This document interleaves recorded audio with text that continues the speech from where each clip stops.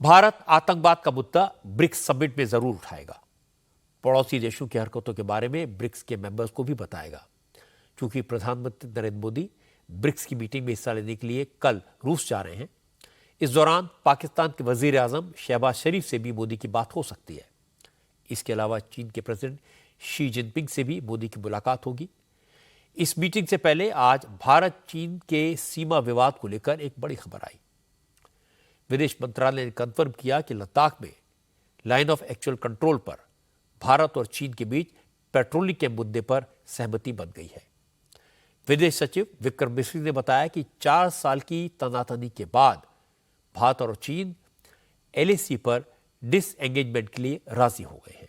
मतलब यह कि दोनों देश अब एलएसी से अपनी सेनाएं पीछे हटाएंगे और दोनों देशों के सैनिक अपनी अपनी सीमा के भीतर रहकर गश्त कर सकेंगे। भारत और चीन के बीच 2020 से ही लद्दाख में सीमा पर टेंशन चल रही है। दोनों देशों ने एलएसी पर एग्रेसिव पोस्चर लिया हुआ है। टैंक, तोपें, anti aircraft gun, missiles, defence system सब कुछ तैनात है। दोनों देशों के मिलिट्री और डिप्लोमेटिक ऑफिसर्स इस तनाव को दूर करने के लिए कई राउंड की बातचीत कर चुके हैं। आज विदेश सचिव ने कहा अब चीन और भारत एलएसी पर डिसएंगेजमेंट शुरू कर रहे हैं।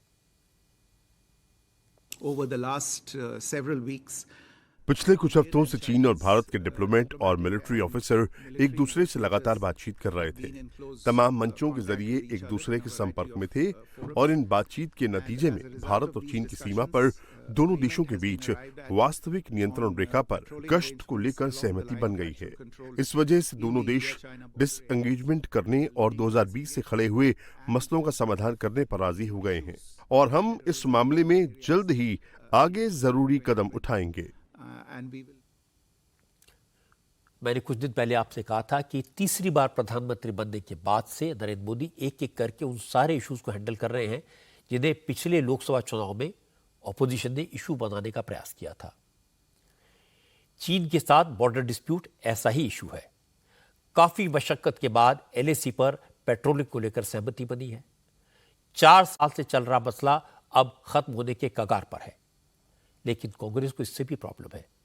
कांग्रेस के प्रवक्ता आज कह रहे थे कि चीन से जो बात हुई इस पर पार्लियामेंट में बात क्यों नहीं की गई। क्या वो इतना भी नहीं जानते कि जब डिप्लोमेटिक चैनल से बात होती है तो इस पर चर्चा मसला खत्म होने के बाद ही की जाती है।